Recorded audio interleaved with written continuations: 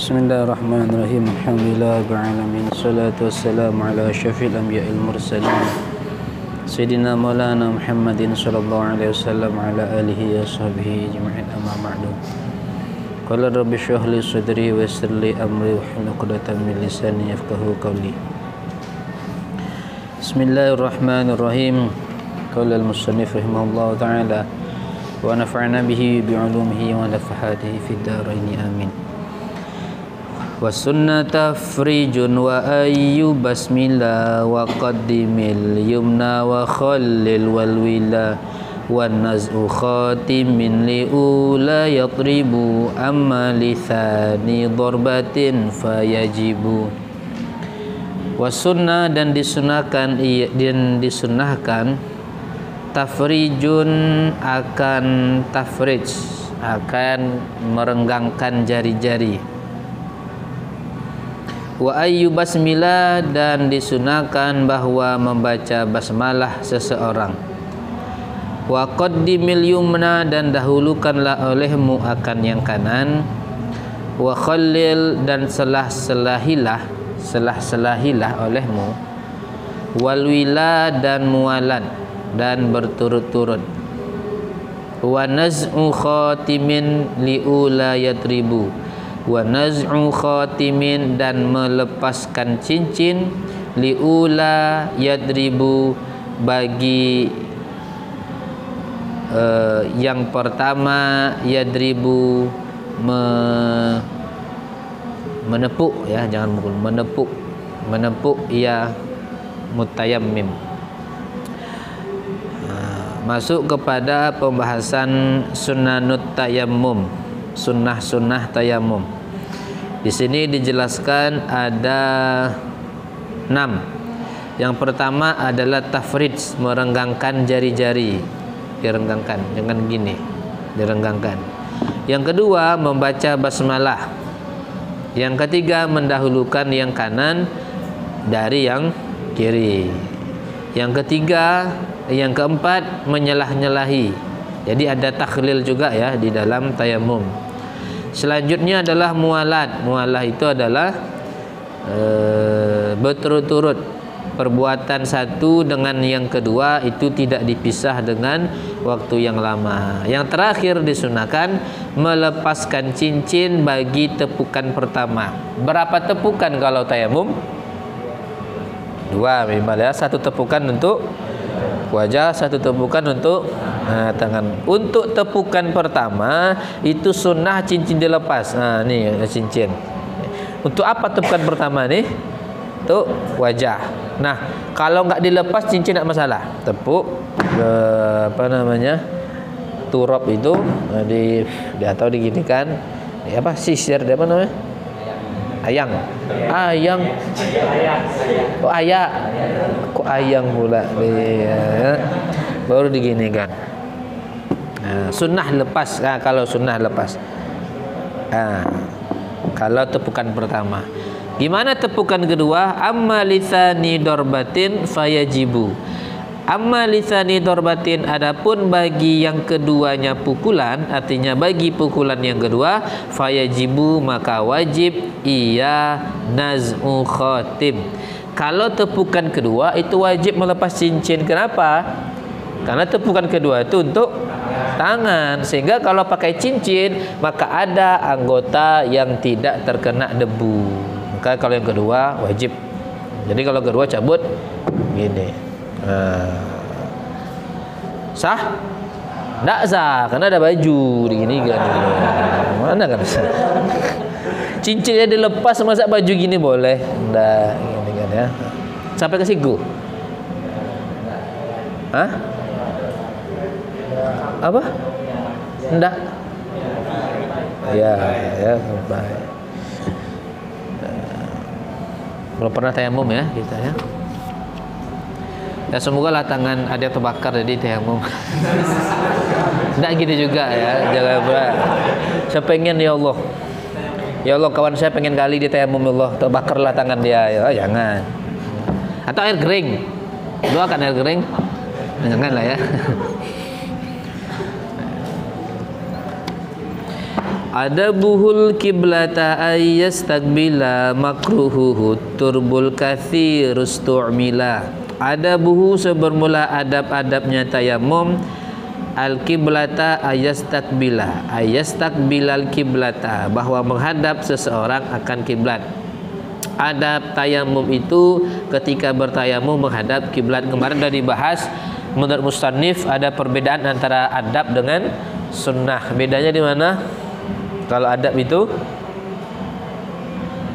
udah ada dibahas kemarin masalah wudhu. Apa beda adab sama sunnah? Menurut beliau, menurut musannif, karena ada ulama yang menyamakan, ada yang membedakan. Bagi yang bedakan, apa bedanya? Kalau sunnah memanglah ya, yang lalu biarlah berlalu nih. Kalau sunnah apa? Diganti sujud sahwi dapat pahala. Kalau adab enggak dapat pahala. Kalau sunnah bedanya, kalau bagi yang membedakan, itu sunnah itu lebih dikuatkan, lebih dianjurkan dikerjakan daripada adab. Jadi levelnya adab, di atas adab itu sunnah bagi yang membedakan ya. Tapi karena ada yang menyamakan, sunnah itu adab, adab itu sunnah. Tapi kayak beliau ini kan belum bedakan. 2 bait sebelumnya dibilang sunnah tayamum. Nah sekarang dibilang adab. Konsekuensinya sama, dikerjakan pahala, ditinggalkan tidak apa-apa. Cuman bedanya yang sunnah itu lebih kuat. Ya takat lebih kuat sunnahnya itu. Makruhuhu turbul katsirus tu'mila. Makruhuhu sebermula makruhnya tayamum. Turbul kathiru debu yang banyak. Ustu'mila turbul kathiru digunakan akan turab yang banyak, sama seperti air ya. Salah satu makruh adalah israf,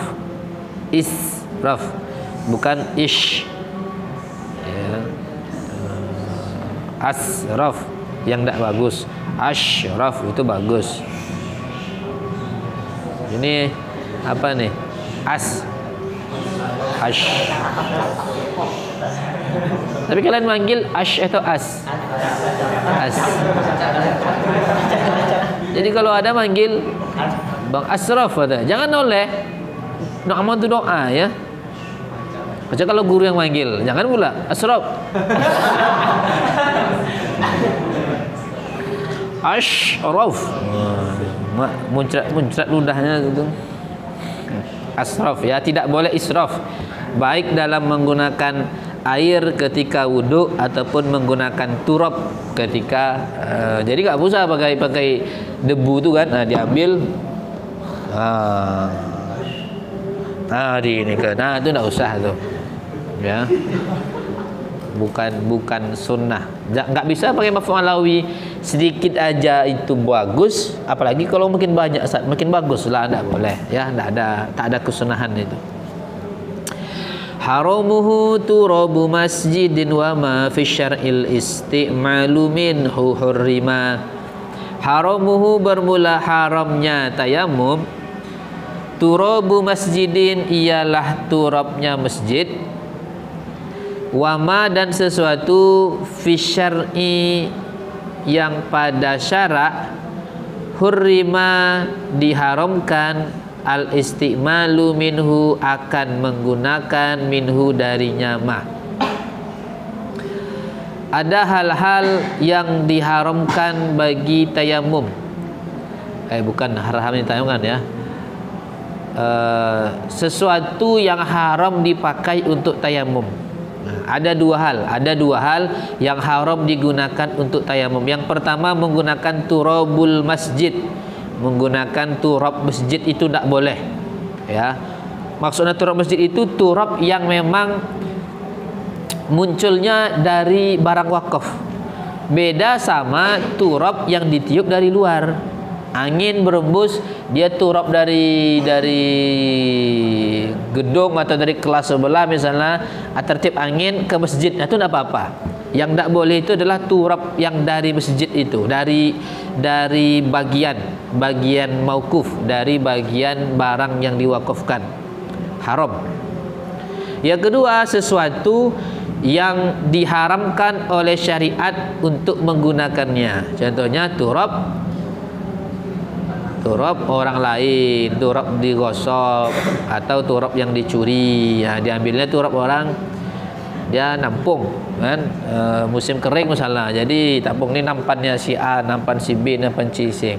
Nampan A kok kosong turapnya, B kok udah banyak, diambilnya turap itu, dipindahkannya. Itu haram. Kemudian katanya di sini haramuhu, karena haram itu diidofakan kepada tayamum, ini mengindikasikan bahwa seandainya seseorang bertayamum menggunakan turap masjid, hukumnya haram tetapi tetap sah. Itu faedah dari mengidofakan haram kepada tayamum itu. Jadi tayamumnya haram. Berarti ketika kita bilang tayamumnya haram, berarti sah apa tidak tayamumnya? Sah. Karena kalau tidak sah, nggak mungkin kita menghukumi tayamumnya. Ketika itu secara tidak langsung ya, tidak langsung misalkan sholatnya haram. Berarti ketika bilang sholatnya haram, saya tidak langsung mengatakan sholatnya sah, tetapi ada sholat haram tapi sah. Ada sholat apa? Sholat, berarti ada amrun kharijun ya. Ada nggak sholat haram tapi tidak sah? Ada. Sholat apa? Sholat sunnah. Sholat sunnah mutlak di waktu itu tidak sah tuh. Hah? Sah ya, tapi la thawab, tidak ada pahala. Ada nggak? Sholatnya tidak sah, haram tidak sah. Sholat apa ya, wudhu? Sholatnya orang yang haid, sholatul haid itu haram, udah dapat dosa, tidak sah lagi sholatnya. Ya.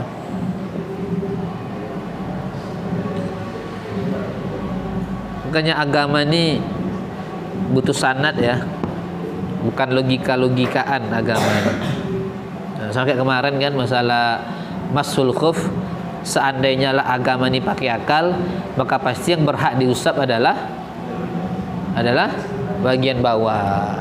Malah ternyata yang wajib diusap adalah bagian atas. Enggak juga harus rata. Gimana cara ngusap sepatu? Bukan pakai semir ya, bukan gini. Nah, ambil air ini kan, ini sepatu nih ya, gini kan aja, ada renggang kan. Nah, dari ujung sepatu ini ke atas. Hanya tangan kiri dari tumit ke depan. Tapi ada yang bilang dari depan ke belakang juga. Gitu aja. Nggak terkena semuanya, tidak apa-apa. Malah jangan dibolak-balik, apa diginikan. Itu suatu kelainan lama nggak dicuci itu. Terus mau pergi ngajar atau mau ujian kan? Semir tidak ada, air lah. Nah, diginikan kan. Pakai sabun ekonomi, sabun apa baik clean biar mengkilap dikit.